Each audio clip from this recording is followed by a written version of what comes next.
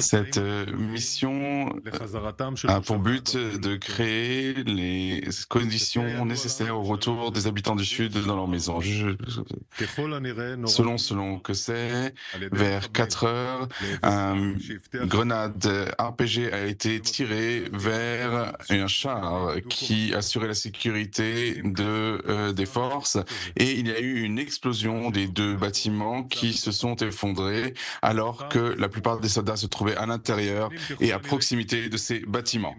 Il semble que ces bâtiments aient explosé suite au minage de ces bâtiments par nos forces pour démanteler les infrastructures terroristes dans le secteur. Nous sommes en cours d'enquête et nous examinons en ce moment les raisons de cette explosion.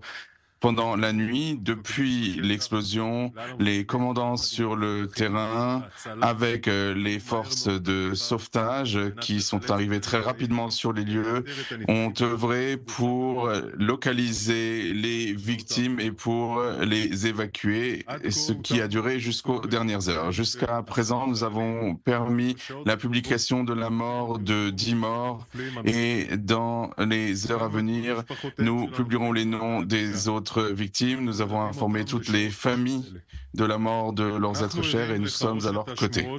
Nous sommes conscients de rumeurs qui ont été diffusées concernant cet événement hier.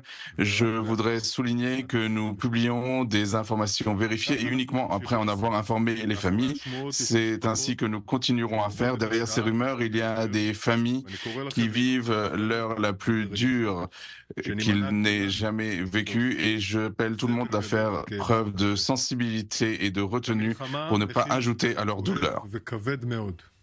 Cette guerre a un prix très lourd et les réservistes dévoués qui se sont mobilisés, qui ont sacrifié ce qu'ils avaient de plus cher pour la sécurité de l'État d'Israël, pour que nous tous puissions vivre ici en sécurité.